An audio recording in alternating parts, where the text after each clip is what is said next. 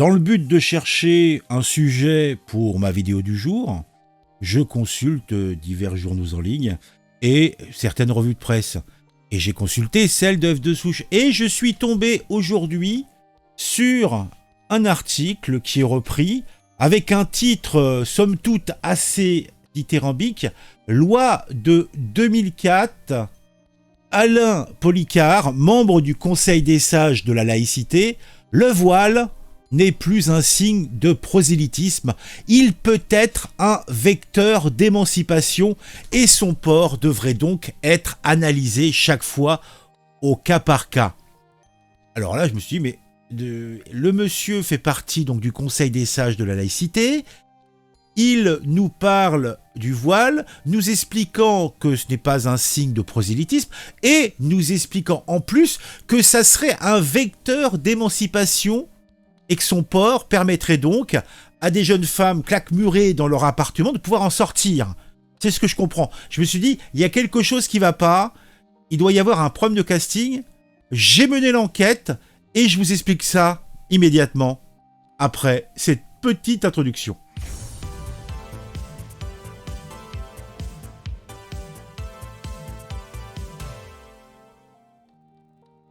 Dans le tumulte des débats sur la laïcité en milieu scolaire, un homme se dresse tel un sage, prônant une approche plus nuancée et tolérante. Ce monsieur se nomme Alain Policart, et non pas Politicard. Il est membre du Conseil des sages de la laïcité. Tout de suite, ça pète. Conseil des sages, laïcité. Face aux tensions grandissantes et aux applications rigides de la loi de 2004, il nous invite à repenser notre vision du voile et à envisager une analyse au cas par cas, loin des stéréotypes et des préjugés. Il a le cœur grand, monsieur Policart. Selon Alain Policart, le voile n'est plus un signe de prosélytisme, mais parfois même un vecteur d'émancipation pour les jeunes filles.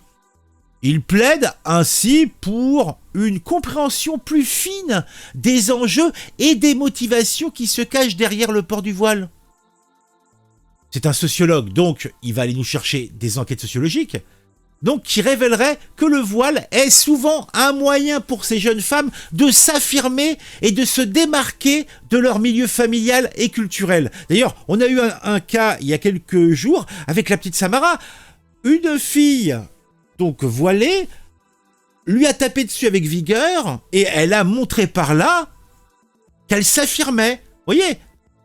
Pour Alain Policart aussi, la tolérance moderne réside, écoutez ça, dans l'acceptation de la diversité culturelle, des valeurs et dans la coexistence avec les minorités. Somme toute, jusque-là, pourquoi pas ? Il estime que la loi de 2004, initialement perçue comme une loi de liberté, est devenue une source de tension et d'intolérance. Il appelle donc à repenser notre approche de la laïcité et à privilégier le dialogue et la compréhension mutuelle. Non mais, on croit rêver. Le chercheur associé au Centre de recherche politique de Sciences Po souligne également l'importance d'un système éducatif plus bienveillant vis-à-vis des élèves. Selon lui, l'école ne peut être épargnée par les conflits de la société civile. Il est donc essentiel de créer un environnement propice à l'épanouissement et au respect des différences.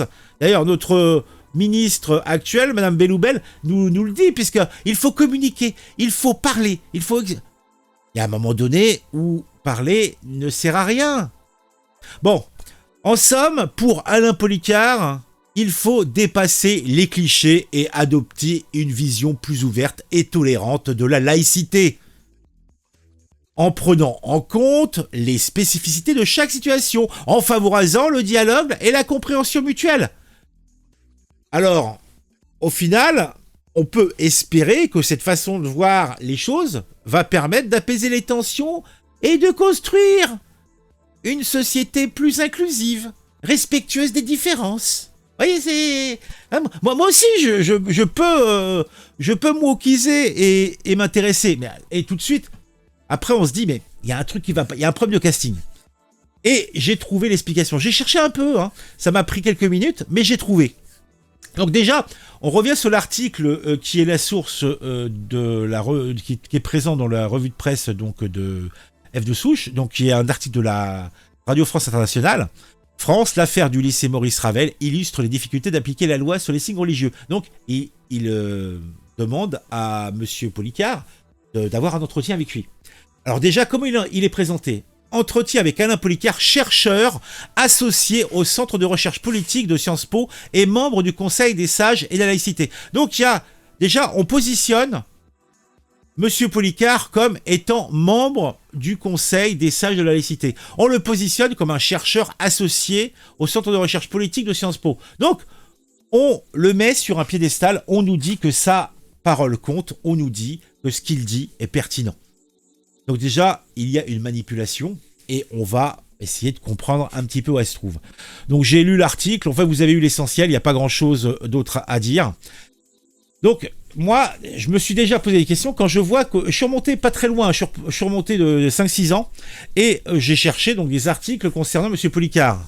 Et j'ai trouvé un article dans Libération, diffusé dans Libération, où il découpait Michel Onfray et son journal, le présentant comme un suppôt du fakisme et compagnie, vous voyez l'histoire.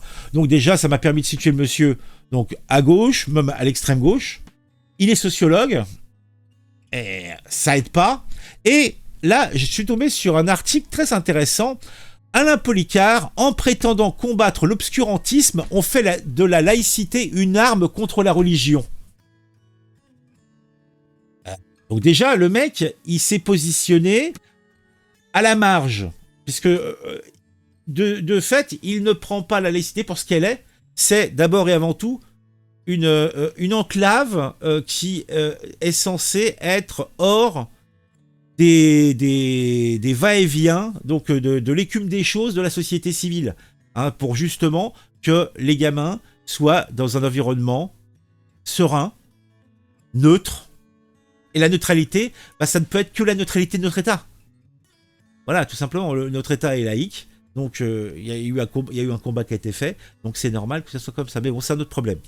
Estimant que la neutralité de l'État implique son incompétence en matière de religion, la politique répond au texte paru dans Le Monde contre les revendications du port du burkini dans les piscines. Voyez. Et je me suis dit, tiens, déjà, et ça date de septembre 2019. Et je me suis dit, en fait, ce monsieur, il a tapé dans l'œil de notre ancien ministre, donc de l'Éducation nationale. Et c'est comme ça qu'il s'est retrouvé dans ce fameux conseil sur la laïcité. Puisque j'ai retrouvé un article, donc suite à sa nomination, remous, donc chez Libération, puisqu'en fait, ce monsieur Policart, fait régulièrement des éditoriaux et répond à des questions dans Libération et dans Le Monde. Déjà, là aussi, on le positionne politiquement à certains endroits. Remous après la nomination du politiste Alain Policart au Conseil des sages. L'entrée du chercheur dans ce conseil créé en 2018 suscite des réticences de la part des partisans d'une laïcité intransigeante. La présidence de l'instance, elle, de son côté, assure ne pas y voir de problème. Donc l'article n'est pas spécifiquement intéressant, mais seulement il est intéressant sur un point. Puisqu'il faut savoir que c'est le ministre de l'Éducation nationale, Pap Ndiaye, donc membre aussi, donc professeur émérite à Sciences Po, et puis accessoirement donc un purée de gauchiste qui a été coopté par Emmanuel Macron pour s'axer un petit peu à gauche, mais au final, il n'a rien fait. Vous avez bien vu que concernant la laïcité, il a fallu que son remplaçant, Gabriel Attal, applique simplement ce qui aurait dû être fait dès le début. Alors en fait, l'application, le ministère donne une directive, interdit ça, vous appliquez bêtement.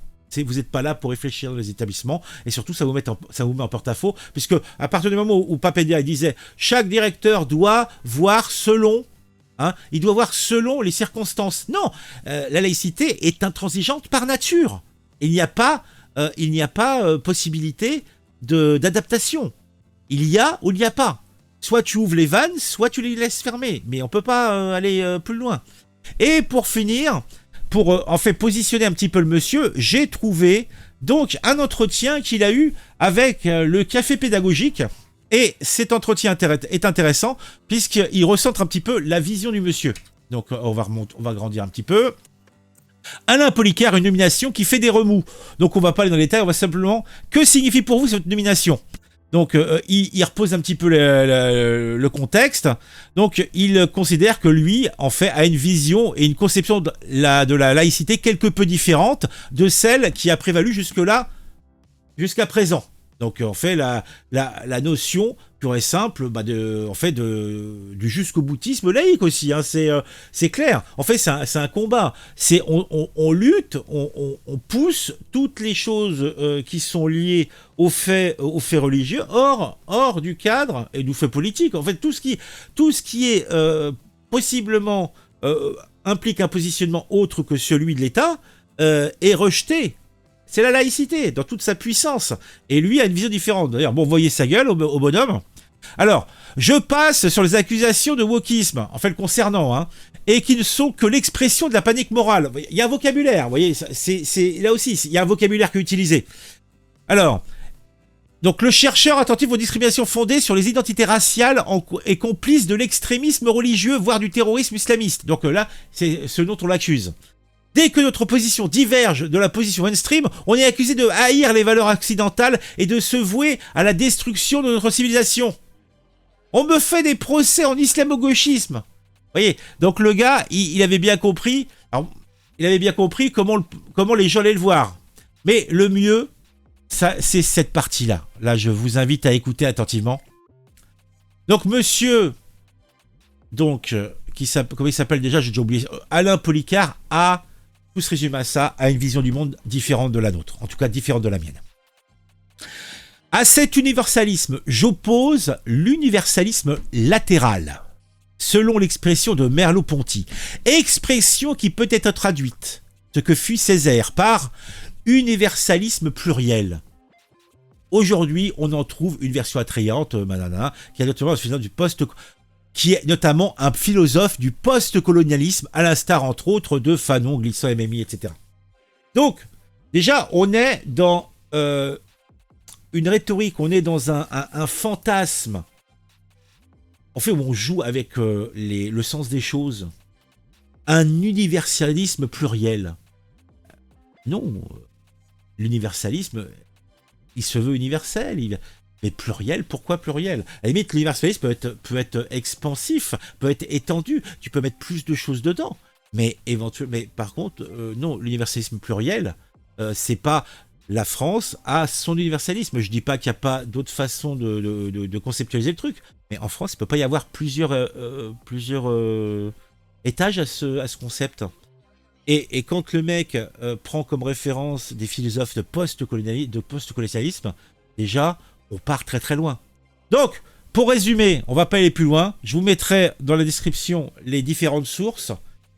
Tout ça nous invite à penser que ce monsieur, tout ça, c'est un article qui est véritablement une commande, puisqu'on essaye de nous justifier les débordements que l'on peut trouver dans nos écoles. Hein, que c'est normal que des gamines se fassent agresser parce qu'elles ne portent pas le voile, hein, que d'autres se fassent tabasser jusqu'à en mourir devant d'autres établissements, et que des proviseurs, des professeurs puissent perdre la vie, prendre la retraite anticipée, parce que des gamins, parce que des parents considèrent que la laïcité est liberticide. On croit rêver. Je vous invite à me mettre en commentaire ce que vous pensez de tout ça, à me dire, à mettre un j'aime, à mettre un commentaire. Vous pouvez vous abonner à la chaîne. Pour le référencement, c'est important de participer en mettant un commentaire ou mettre un j'aime. J'insiste parce que c'est vraiment important. On se retrouve très vite pour une nouvelle vidéo sur un sujet qui m'aura intéressé et qui, je l'espère, vous intéressera aussi. À très vite.